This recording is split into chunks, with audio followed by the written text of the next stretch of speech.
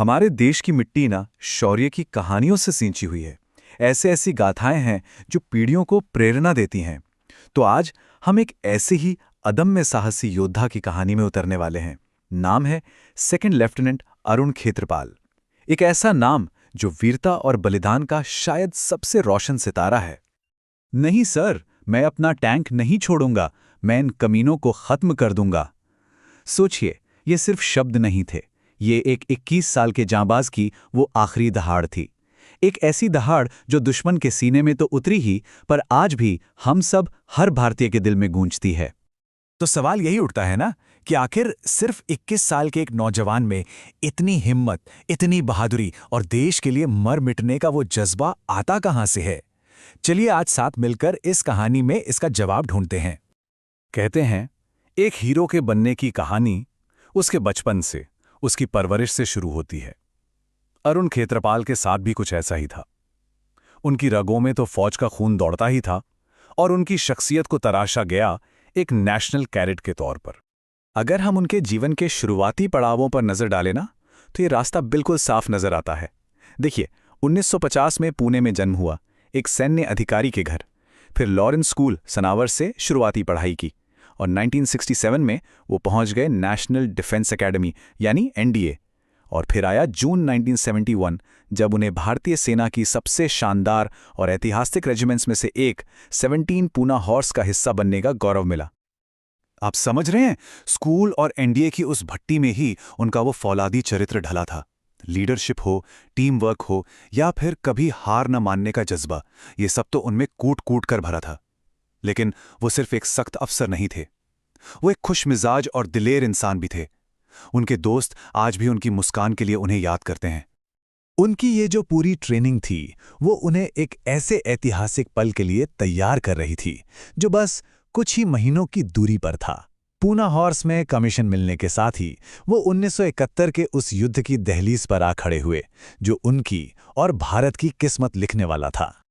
अच्छा, कहानी में आगे बढ़ें उससे पहले एक चीज जानना बहुत जरूरी है। परमवीर चक्र, ये भारत का सबसे बड़ा सैन्य सम्मान है। पर यह सिर्फ एक मेडल नहीं है, ये दुश्मन के सामने दिखाए गए उस असाधारण शौर्य और आत्म बलिदान को पूरे राष्ट्र का सलाम है। एक ऐसा सलाम जिसे शायद शब्दों में बयां करना भी मुमकिन नहीं। तो साल था 1971। पूर्वी पाकिस्तान, जो आज बांग्लादेश है, वहां चल रही उथल पुथल ने एक बहुत बड़े संकट का रूप ले लिया था। हालात ऐसे बने कि भारत को दखल देना पड़ा। यह युद्ध था बांग्लादेश की आज़ादी के लिए, और ये जंग भले ही छोटी चली पर बेहद भीषण और निर्णायक साबित हुई। और इसी युद्ध के दौरान शकरगढ़ सेक्टर के मैदानों में लड़ी गई बसंतर की लड़ाई, ये कोई आम जंग नहीं थी। ये वो जंग थी जहां अरुण खेत्रपाल और उनके साथियों ने बहादुरी की एक ऐसी मिसाल कायम की जिसे आज भी हमारी सैन्य अकादमियों में पढ़ाया जाता है। अब देखिए, इस लड़ाई में दोनों तरफ का मकसद बिल्कुल साफ था। भारतीय सेना को बसंतर नदी के पार एक बहुत ही रणनीतिक, मतलब बहुत महत्वपूर्ण इलाके पर कब्जा करना था। दूसरी तरफ पाकिस्तानी सेना का इरादा था अपने पैटर्न टैंकों की ताकत से भारतीय सेना को पीछे धकेलना और उस इलाके पर दोबारा कब्जा करना। इस पूरे घमासान को हम 3 हिस्सों में समझ सकते हैं। पहला फेज, भारतीय सेना ने भारी गोलीबारी के बीच दुश्मन के डिफेंस को भेद दिया। दूसरा फेज, पाकिस्तानी टैंकों ने एक जबरदस्त जवाबी हमला किया। और फिर आया तीसरा और सबसे अहम मोड़, जब खेत्रपाल की यूनिट को हुक्म मिला, कुछ भी हो जाए, ये जमीन हाथ से जानी नहीं चाहिए। और यहीं से पूरी कहानी उस एक सिपाही पर आकर टिक जाती है।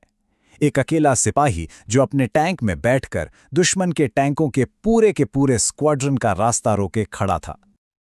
लड़ाई अपने चरम पर थी। तभी एक जोरदार धमाका हुआ। दुश्मन का एक गोला सीधे खेत्रपाल के टैंक फमगस्टा पर आ लगा। टैंक के अंदर आग की लपटें उठने लगीं। खेत्रपाल बुरी तरह घायल हो गए, उनके पैर जख्मी थे और हालात आप सोच सकते हैं बेहद खतरनाक थे। तभी रेडियो पर उनके कमांडिंग ऑफिसर की आवाज आई। उन्होंने अरुण को फौरन टैंक छोड़कर बाहर निकलने का आदेश दिया। और देखिए, यह बिल्कुल सही और लॉजिकल हुक्म था। किसी भी सैनिक की जान बचाने के लिए यही किया जाता। मगर उस जलते हुए टैंक के अंदर से जो जवाब आया ना, उसने इतिहास रच दिया। उन्होंने कहा, नहीं सर, मैं अपना टैंक नहीं छोड़ूंगा, मैं इन कमीनों को खत्म कर दूंगा। ये पूना हॉर्स की और हमारी भारतीय सेना की वो अदम्य भावना थी जो कहती है हम पीछे नहीं हटते। उस हुक्म को मानने से इनकार करके उन्होंने अपने जलते हुए टैंक से दुश्मन पर कहर बरपाना जारी रखा। सोचिए, अकेले ही उन्होंने दुश्मन के कई टैंकों को तबाह कर दिया, जब तक कि एक और गोला उनके टैंक पर नहीं लगा और वो भारत मां की गोद में हमेशा के लिए सो गए। उन्होंने अपना सर्वोच्च बलिदान दिया।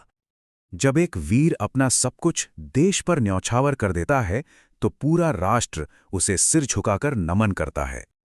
अपने उसी असाधारण शौर्य और सर्वोच्च बलिदान के लिए सेकंड लेफ्टिनेंट अरुण खेत्रपाल को मरणोपरांत भारत के सर्वोच्च सैन्य सम्मान परमवीर चक्र से सम्मानित किया गया। लेकिन अरुण खेत्रपाल का बलिदान बसंतर के उस मैदान पर खत्म नहीं हुआ। वो अपने पीछे एक ऐसी विरासत छोड़ गए जो आज भी और आने वाली कई पीढ़ियों तक पूरे देश को प्रेरणा देती रहेगी। आज भी जब आप नेशनल डिफेंस एकेडमी जाएंगे तो वहां उनकी प्रतिमा और उनके नाम पर बना परेड ग्राउंड हर नए कैडेट को उनकी याद दिलाता है। उनके नाम पर स्कूल हैं, सड़कें हैं, सैन्य संस्थान हैं। किताबों और फिल्मों के जरिए उनकी कहानी हर नई पीढ़ी तक पहुंचती है और उनकी याद को हमेशा हमेशा के लिए जिंदा रखती है। उनकी कहानी सच में ये साबित करती है कि वह साहस की एक अमर ज्योति है, जो सम्मान और गौरव के साथ देश की सेवा करने वालों के लिए हमेशा रास्ता रोशन करते रहेंगे। तो हम वापस उसी सवाल पर आते हैं जिससे हमने शुरुआत की थी। कैसे एक इंसान एक जीवन का साहस पीढ़ियों को प्रेरित करता है? शायद इसलिए क्योंकि यह हमें याद दिलाता है कि देश सिर्फ जमीन का एक टुकड़ा नहीं होता। ये देश उन वीरों के बलिदानों से बनता है जो इसकी आत्मा की रक्षा करते हैं, और सेकंड लेफ्टिनेंट अरुण खेत्रपाल उन्हीं में से एक थे।